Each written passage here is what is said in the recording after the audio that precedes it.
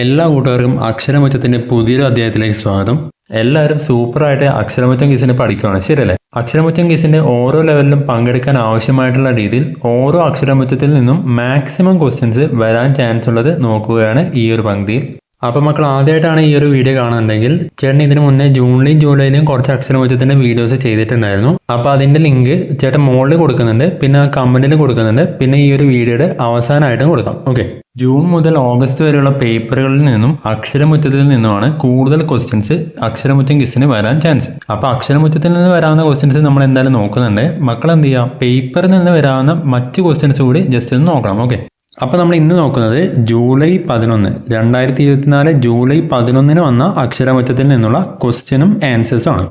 അപ്പോൾ മക്കളൊരു നോട്ട് കയ്യിൽ വെച്ചേക്കുക, എന്നിട്ട് ഇമ്പോർട്ടൻ്റ് ആയിട്ടുള്ള ക്വസ്റ്റ്യൻസ് എഴുതിയെടുക്കുക. ഓക്കെ, അപ്പോൾ എല്ലാവർക്കും ഓൾ ദി ബെസ്റ്റ്. നമുക്ക് ഒന്നാമത്തെ ചോദ്യം നോക്കാം.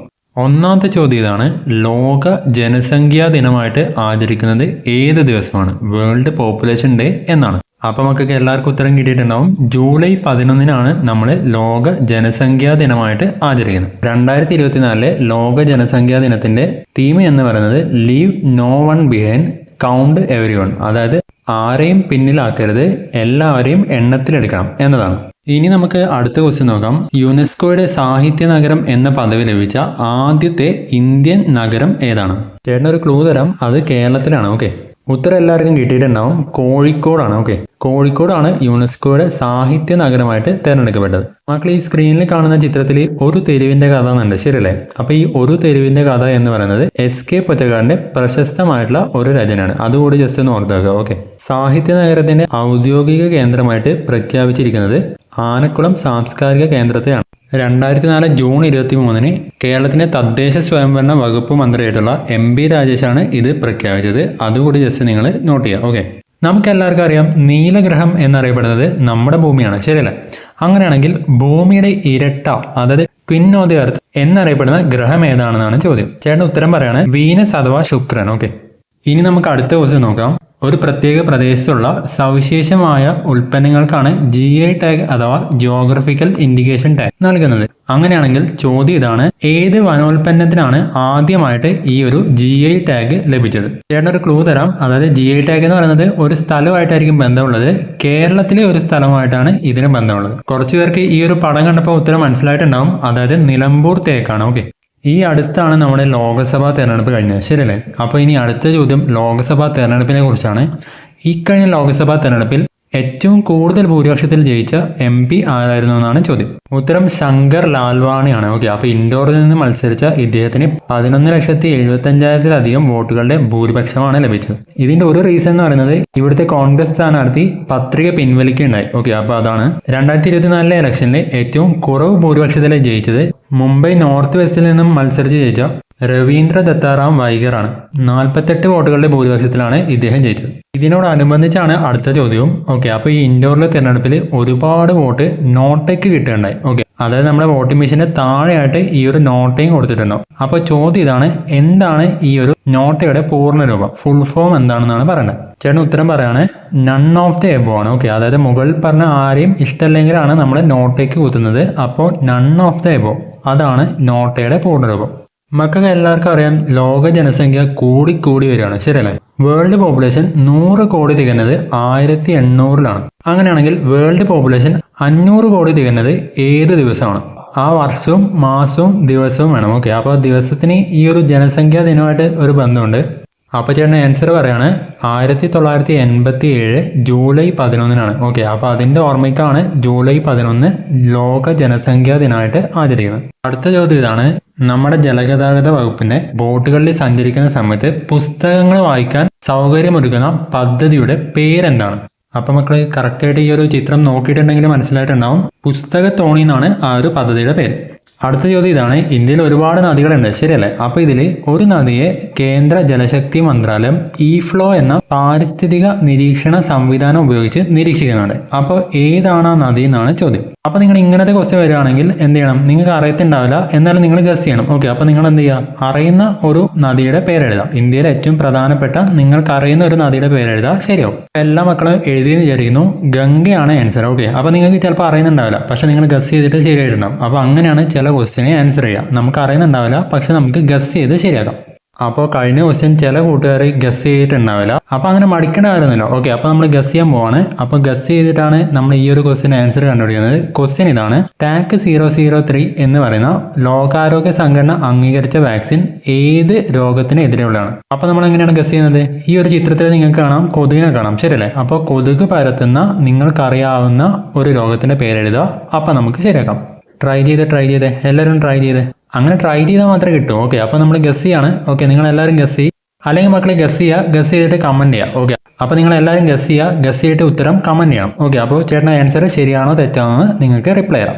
ഈ ചോദ്യത്തിൻ്റെ ഉത്തരം നിങ്ങളാണ് പറയേണ്ടത്. അപ്പോൾ നിങ്ങൾ കമൻറ്റ് ചെയ്യുന്നു, ചേട്ടൻ റിപ്ലൈ ആയിട്ട് ശരിയാണോ തെറ്റാണോ എന്ന് പറയാം. ഇനി നമുക്ക് അടുത്ത ക്വസ്റ്റ്യൻ നോക്കാം. വനിതാ ക്രിക്കറ്റ് താരങ്ങളെ തിരഞ്ഞെടുക്കാനായിട്ട് നിർമ്മിത ബുദ്ധിയുടെ സാങ്കേതിക വിദ്യ യൂസ് ചെയ്ത രാജ്യം ഏതാണെന്നാണ് ചോദ്യം.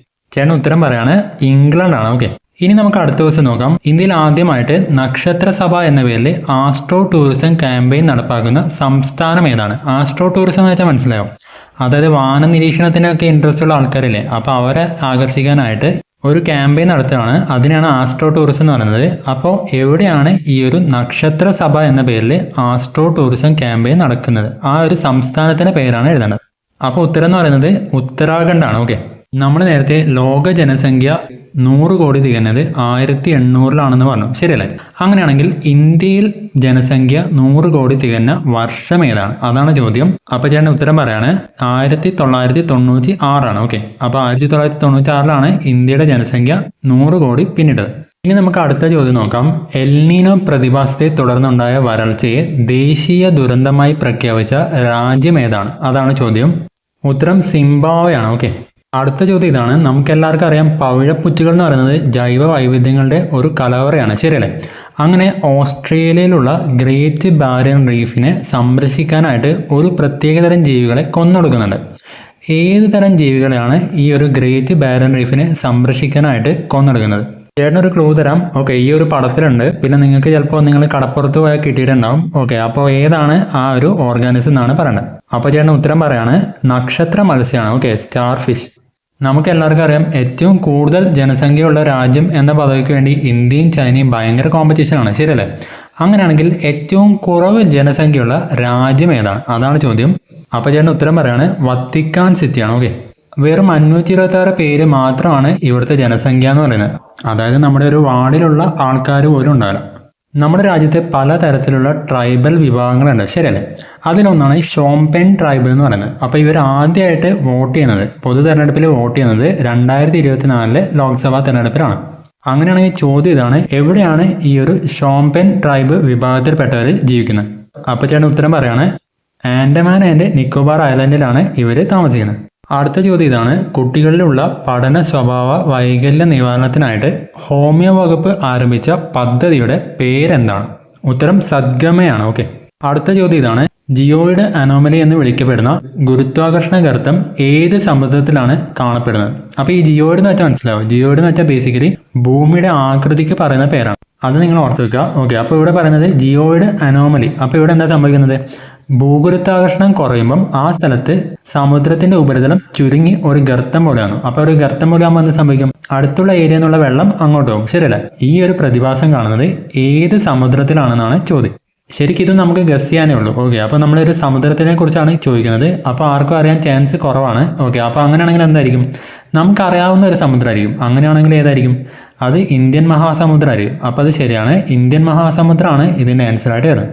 അപ്പോൾ നമ്മൾ അങ്ങനെ ഗസ് ചെയ്യാൻ പഠിക്കണം. ഓക്കെ, ഇനി നമുക്ക് അടുത്ത ദിവസം നോക്കാം. ചിത്രലേഖ എന്നത് ഏത് മലയാള സാഹിത്യകാരുടെ അവസാനത്തെ നോവലായിരുന്നു? അതാണ് ക്വസ്റ്റ്യൻ. ചേട്ടനൊരു ക്ലൂ തരാം. വയനാട്ടുകാരുടെ ജീവിതത്തിന്റെ കഥ പറഞ്ഞ നെല്ല് ആണ് ഇവരുടെ ഏറ്റവും പ്രശസ്തമായിട്ടുള്ള കൃതി. ചിലർക്ക് കിട്ടിയിട്ടുണ്ടാവും. ഉത്തരം പി വത്സലയാണ്. ഓക്കെ, അടുത്ത ചോദ്യം ഇതാണ്: നമ്മുടെ സൗരയൂഥത്തിൽ കുറേ ഗ്രഹങ്ങളുണ്ട്, ശരിയല്ലേ? അപ്പോൾ അതിൽ ബാഹ്യ ഗ്രഹങ്ങൾ എന്ന് പറയുന്നത് അവസാനത്തെ 4 ഗ്രഹങ്ങളാണ്. അങ്ങനെയാണെങ്കിൽ ഏതൊക്കെയാണ് ബാഹ്യ ഗ്രഹങ്ങൾ അഥവാ ഔട്ടർ പ്ലാനറ്റ്സ് എന്ന് അറിയപ്പെടുന്നത്? ഉത്തരം നമുക്ക് സ്ക്രീനിൽ നിന്ന് തന്നെ കിട്ടും. ഓക്കെ, അതായത് വ്യാഴം, ശനി, യുറാനസ്, നെപ്റ്റ്യൂൺ ആണ്. അതുപോലെ ആദ്യത്തെ 4 ഗ്രഹങ്ങളിലെ, അപ്പോൾ അതിനെയാണ് ഇന്നർ പ്ലാനറ്റ്സ് എന്ന് പറയുന്നത്. ഓക്കെ, അതായത് ബുധൻ, ശുക്രൻ, ഭൂമി, ചൊവ്വ. അപ്പോൾ ഇതാണ് ഇന്നർ പ്ലാനറ്റ്സ്. അതുപോലെ വ്യാഴം, ശനി, യുറാനസ്, നെപ്റ്റ്യൂൺ. അപ്പോൾ ഇതാണ് ഔട്ടർ പ്ലാനറ്റ്സ് അഥവാ ബാഹ്യ ഗ്രഹങ്ങൾ. നമ്മളിപ്പോൾ പറഞ്ഞ ബാഹ്യഗ്രഹങ്ങളിലെ അതായത് ഔട്ടർ പ്ലാനറ്റ്സ് അതിനെ നിരീക്ഷിക്കാനായിട്ടായിരുന്നു വോയേജർ 1ഉം വോയേജർ 2ഉം വിക്ഷേപിച്ചത്. ഓക്കെ, അപ്പോൾ ചോദ്യം ഇതാണ്, ഏത് ബഹിരാകാശ ഏജൻസിയാണ് ഈ ഒരു വോയേജർ 1ഉം 2ഉം വിക്ഷേപിച്ചത്? അപ്പോൾ ഉത്തരം നിങ്ങൾക്ക് അറിയായിരിക്കും, നാസയാണ്. Okay, National Aeronautics and Space Administration. 1977 ഇത് വിക്ഷേപിക്കുന്നത്. അതിൽ വോയേജർ 1 കൂടുതലായിട്ട് നിരീക്ഷിച്ചത് ശനിയുടെ ഉപഗ്രഹമായിട്ടുള്ള ടൈറ്റനെയാണ്. ഓക്കെ, അടുത്ത ചോദ്യം ഇതാണ്, നമ്മൾ സാധാരണ കോമൺ ആയിട്ട് ഇങ്ങനെ സംസാരിക്കുന്നതിനിടയിൽ പറയുന്ന ഒരു ടേമാണ് ഒരു വ്യാഴവട്ടക്കാലം, ശരിയല്ലേ? ഭയങ്കര വലിയൊരു ഡ്യൂറേഷനെ സൂചിപ്പിക്കാനാണ് നമ്മളത് യൂസ് ചെയ്യുന്നത്. ശരിക്ക് എത്ര വർഷമാണ് ഈ ഒരു വ്യാഴവട്ടക്കാലം എന്ന് പറയുന്നത്? ഇതിൻ്റെ ഒറിജിനൽ മീനിങ് എന്താ വെച്ചാൽ ജൂപ്പിറ്റർ അഥവാ വ്യാഴം സൂര്യന് ചുറ്റും പരിക്രമണം ചെയ്യാൻ എടുക്കുന്ന ഭൗമ വർഷങ്ങളാണ്. ഓക്കെ, അപ്പോൾ ചോദ്യം ഇതാണ്, എത്ര വർഷങ്ങൾ കൂടിച്ചേർന്നിട്ടാണ് ഒരു വ്യാഴവട്ടം ഉണ്ടാകുന്നത്? ഉത്തരം 12 വർഷങ്ങളാണ്. ഓക്കെ, മക്കൾ ഈ ചിത്രത്തിൽ കാണുന്ന ഉപകരണം എന്ന് പറയുന്നത് ഏതാണ്ട് 2590 കോടി കിലോമീറ്റർ അപ്പുറത്താണ്. ഓക്കെ, അപ്പോൾ അത്രയും ദൂരെയുള്ള ഈ ഒരു ഉപകരണത്തിൽ ചില ടെക്നോളജിക്കൽ കറക്ഷൻസ് ഈയിടെ നടത്തുന്നുണ്ടായി. ബഹിരാകാശ ചരിത്രത്തിൽ തന്നെ ഏറ്റവും ദൂരമേറിയ ഒരു അറ്റകുറ്റപ്പണിയായിട്ടാണ് ഇതിനെ കണക്കാക്കുന്നത്. അപ്പോൾ ഏതാണ് ഈ ഒരു ഉപകരണം എന്നാണ് പറയേണ്ടത്. അപ്പോൾ ചേട്ടൻ ആൻസർ പറയാണ് വോയേജർ 1 ആണ്. ഓക്കെ, അപ്പോൾ ഇത് ആൻസർ എഴുതുമ്പോൾ ശ്രദ്ധിക്കണം, നമ്പർ മാറരുത്, വോയേജർ 1 ആണ്. ഓക്കെ, ലോകത്തിൽ ആദ്യമായിട്ട് അപസ്മാരം നിയന്ത്രിക്കാനായിട്ട് ബ്രെയിനിൽ ചിപ്പ് ഘടിപ്പിച്ച വ്യക്തി ആരാണെന്നാണ് ചോദ്യം. അപ്പോൾ നമുക്ക് ഉത്തരം നോക്കാം, ഒറാൻ നോൾസൺ ആണ്. ഓക്കെ, പിന്നെ മക്കൾ ശ്രദ്ധിക്കേണ്ടത് ഇംഗ്ലീഷിലാണ് മിക്കവാറും ഇവരുടെയൊക്കെ പേര്. ഓക്കെ, അപ്പോൾ അത് മലയാളത്തിലാക്കുമ്പോൾ ചെറിയ അങ്ങോട്ടും ഇങ്ങോട്ടും വ്യത്യാസം വരാൻ ചാൻസ് ഉണ്ട്. അപ്പോൾ നിങ്ങൾ ആൻസർ എഴുതിയാലേ, അപ്പോൾ നിങ്ങൾ ക്വിസ് മാസ്റ്റർ പറഞ്ഞാൽ അത് തന്നെയാണ് ഉദ്ദേശിച്ചിട്ടുണ്ടെങ്കിൽ അവരോട് പറയണം കേട്ടോ. ചിലപ്പോൾ ഇച്ചിരി ചെറിയ വ്യത്യാസമുള്ളത് സാധാരണയായിട്ട് മാർക്ക് കൊടുക്കാറുണ്ട്. അപ്പോൾ നിങ്ങൾ ജസ്റ്റ് ഒന്ന് പറയണം കേട്ടോ. പറയാത്തതുകൊണ്ട് നമുക്ക് മാർക്ക് പോകരുതല്ലോ, അതുകൊണ്ടാണ് ചേട്ടൻ പറഞ്ഞത്. അടുത്തിടെ അമേരിക്കയിൽ അന്തരിച്ച ജനിതക മാറ്റം വരുത്തിയ പന്നിയുടെ വൃക്ക ആദ്യമായി സ്വീകരിച്ച പേഷ്യൻറ്റിൻ്റെ പടമാണ് ഇവിടെ നിങ്ങൾ സ്ക്രീനിൽ കാണുന്നത്. ആരായിരുന്നു ഇദ്ദേഹം? ഉത്തരം റിക് സ്ലെയ്മാൻ. ഇന്ത്യയിലെ ഏറ്റവും വലിയ ക്ലൈമറ്റ് ക്ലോക്കിന്റെ ചിത്രമാണ് മക്കളിവിടെ സ്ക്രീനിൽ കാണുന്നത്. എവിടെയാണ് ഇത് സ്ഥാപിച്ചിരിക്കുന്നത്? ഏപ്രിൽ 22 ഭൗമദിന ആഘോഷത്തിന്റെ ഭാഗമായിട്ടാണ് ഇത് സ്ഥാപിച്ചത്. എവിടെയാണ് ഇത് സ്ഥാപിച്ചതെന്നാണ് ചോദ്യം. ഉത്തരം ന്യൂഡൽഹിയിലുള്ള CSIR ആസ്ഥാനത്താണ്. ഓക്കെ, എന്താണ് ഈ CSIRന്റെ പൂർണ്ണരൂപം? Council of Scientific and Industrial Research. Okay, നമ്മൾ മുന്നത്തെ ഒരു ക്വിസിൽ പറഞ്ഞിരുന്നു, അതായത് ഇന്ത്യയിൽ നിന്നുള്ള ആദ്യത്തെ ബഹിരാകാശ ടൂറിസ്റ്റ് എന്ന് പറയുന്നത് ഗോപിചന്ദ് തോട്ടക്കൂറയാണ്, ശരിയല്ലേ? ഇദ്ദേഹത്തിനെ ബഹിരാകാശത്തേക്ക് എത്തിച്ച ന്യൂ ഒറിജിന്റെ ദൗത്യം ഏതാണ്? അതാണ് ചോദ്യം. ഉത്തരം ന്യൂ ഷെപ്പേർഡ് NS-25. ഇനി നമുക്ക് അടുത്ത ചോദ്യം നോക്കാം. 2024 അമേരിക്കയായിട്ട് ഉണ്ടാക്കിയ കുറ്റസമ്മത കരാറിന്റെ അടിസ്ഥാനത്തിൽ ജയിൽ മോചിതനായ വിക്കിലീക്സിന്റെ സ്ഥാപകൻ ആരാണ്? അപ്പം നിങ്ങൾക്ക് ഉത്തരം അറിയായിരിക്കും, ജൂലിയൻ അസാഞ്ചാണ്. ഓക്കെ, അടുത്ത ചോദ്യം ഭയങ്കര സിമ്പിളാണ്. ഓക്കെ, അതായത് നിയമസഭയുടെ ചട്ടങ്ങളിൽ നിന്ന് അടിയന്തര പ്രമേയം, സത്യപ്രതിജ്ഞ തുടങ്ങിയ പദങ്ങൾ ഒഴിവാക്കാൻ തീരുമാനിച്ച സംസ്ഥാനം ഏതാണ്? അതാണ് ചോദ്യം. അപ്പോൾ ചേട്ടൻ നല്ല കളർഫുൾ ആയിട്ടുള്ള ഒരു പടം ഇവിടെ കൊടുത്തിട്ടുണ്ട്. കേരള നിയമസഭയാണ് ഉത്തരം. ഓക്കെ, അടിയന്തര പ്രമേയത്തിന് പകരം നടപടികൾ നിർത്തിവെക്കാനുള്ള ഉപക്ഷേപം എന്നാണ് യൂസ് ചെയ്യുക. സത്യപ്രതിജ്ഞയ്ക്ക് ഇനി മുതൽ ശപഥം എന്ന പദമാണ് യൂസ് ചെയ്യുക. മോഷൻ എന്ന വാക്കിന് ഉപക്ഷേപം എന്ന് യൂസ് ചെയ്യും. അതുപോലെ അവിശ്വാസ പ്രമേയത്തിന് അവിശ്വാസം രേഖപ്പെടുത്തുന്നതിനുള്ള ഉപക്ഷേപം എന്ന് യൂസ് ചെയ്യും. അതുപോലെ അംഗങ്ങൾ ഒപ്പിടുന്ന ഹാജർ പട്ടികയ്ക്ക് അംഗത്വ രജിസ്റ്റർ എന്നാണ് പേര്. ചേട്ടൻ തൊട്ട് മുന്നേ അപ്ലോഡ് ചെയ്ത 4ാമത്തെ പാർട്ട് വീഡിയോയിൽ അവസാനത്തിൽ ഒരു ക്വസ്റ്റ്യൻ ചോദിച്ചായിരുന്നു. അതായത് എപ്പോഴാണ് ഭാരതത്തിന്റെ ഭരണഘടനാ നിർമ്മാണ സഭ അംഗീകരിച്ചത്? അപ്പോൾ ശരിയായ ഉത്തരം എന്ന് പറയുന്നത് 1949 നവംബർ 26 ആണ്. ഓക്കെ, കുറേ കൂട്ടുകാർ അതിന് കറക്റ്റായിട്ട് ഉത്തരം പറഞ്ഞിട്ടുണ്ട്. ഓക്കെ, ജസ്റ്റ് ചേട്ടനൊന്ന് കാണിക്കാം. അതായത് ധനുജിത്ത് ഉണ്ട്, പിന്നെ നന്ദന ഉണ്ണികൃഷ്ണൻ ഉണ്ട്, പിന്നെ പ്രിയാട്ടി ഉണ്ട്, സൗമ്യ അഭിലാഷ് ഉണ്ട്. ഓക്കെ, പിന്നെ അടുത്തൊരാൾ പേരില്ല, പക്ഷെ കറക്റ്റായിട്ട് ആൻസറും പറഞ്ഞിട്ടുണ്ട്. പ്ലസ് ഒരു ക്വസ്റ്റ്യൻ എല്ലാവർക്കും വേണ്ടി ഷെയർ ചെയ്തിട്ടുണ്ട്. അപ്പോൾ ആ ക്വസ്റ്റ്യൻ ചേട്ടൻ വായിക്കുവാണ്. Which country won the first medal in Paris Olympics 2024? ഉത്തരം കസാഖിസ്ഥാൻ ആണ്. ഓക്കെ, ഇവന്റ് അവിടെ കൊടുത്തിട്ടുണ്ട്. 10 മീറ്റർ എയർ റൈഫിൾ ഇവന്റിലാണ് ദേ വോൺ ബ്രോൺസ് മെഡൽ. അപ്പോൾ ബ്രോൺസ് മെഡൽ കിട്ടി. അപ്പോൾ അത് എല്ലാവർക്കും ഹെൽപ്ഫുൾ ആയി. ഓക്കെ, അപ്പോൾ എല്ലാവർക്കും വേണ്ടി ചേട്ടൻ ആ ഒരു കുട്ടിയോട് താങ്ക്സ് പറയാണ്. ഓക്കെ, അപ്പോൾ മക്കൾ എന്ത് ചെയ്യുക, നിങ്ങൾ പഠിച്ച കറണ്ട് അഫയേഴ്സിൽ ഇതുപോലുള്ള ഒരു ക്വസ്റ്റ്യൻ താഴെ ഷെയർ ചെയ്യുക. ഓക്കെ, പിന്നെയും കുറച്ച് പേരൊക്കെ അഭിപ്രായം അറിയിച്ചിട്ടുണ്ട്.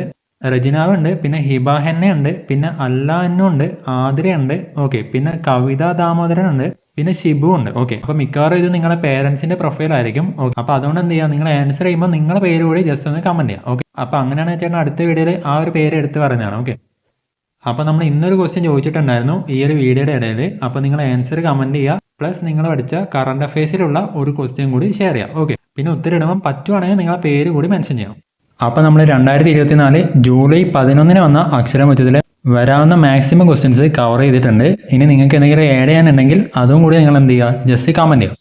അപ്പോൾ മക്കളെ, ആരെങ്കിലും ഇതിന് മുന്നത്തെ വീഡിയോ കാണാനുണ്ടെങ്കിൽ ഓക്കെ, അപ്പോൾ ചേട്ടൻ വേറെ കുറച്ച് അക്ഷരമുറ്റത്തിൻ്റെ വീഡിയോ ചെയ്തിട്ടുണ്ട്. അപ്പോൾ അതിൻ്റെ ലിങ്ക് ഈ ഒരു വീഡിയോ കഴിയുമ്പോൾ നിങ്ങൾക്ക് കാണാം. പിന്നെ ഡിസ്ക്രിപ്ഷനിൽ കൊടുത്തേക്കാം, കമൻറ്റിലുണ്ടോ. ഓക്കെ, ക്വിസ് കൂടാതെ ചേട്ടൻ എടുക്കുന്നത് പാഠഭാഗങ്ങളുടെ വീഡിയോ ഉണ്ട്. അപ്പോൾ നിങ്ങൾ ജസ്റ്റ് പ്ലേലിസ്റ്റ് നോക്കുക. ഓക്കെ, അപ്പോൾ നിങ്ങളുടെ പാഠഭാഗത്തിൻ്റെ പരീക്ഷയ്ക്കുള്ള പാഠഭാഗങ്ങളുടെ വീഡിയോ കൂടി അതിൽ കാണാം.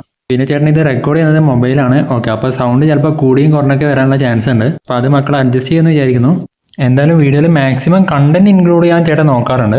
അപ്പോൾ ഇനി സജഷൻ പറയണത് നിങ്ങളാണ്. അപ്പോൾ നിങ്ങളുടെ സജഷൻ കൂടി ജസ്റ്റ് കമൻറ്റ് ചെയ്യുക. ഓക്കെ, അപ്പോൾ നിങ്ങൾക്ക് ഇന്നത്തെ ക്വിസ് ഇഷ്ടപ്പെട്ടിട്ടുണ്ടെങ്കിൽ ഈ ഒരു വീഡിയോ ലൈക്ക് ചെയ്യുക. ഓക്കെ, പിന്നെ നിങ്ങളുടെ ഫ്രണ്ട്സ് ഉണ്ട് അവർക്ക് കൂടി ഷെയർ ചെയ്യുക. അപ്പോൾ നമുക്ക് അടുത്ത വീഡിയോയിൽ വീണ്ടും കാണാം. വീഡിയോ കാണാൻ എല്ലാവർക്കും നന്ദി.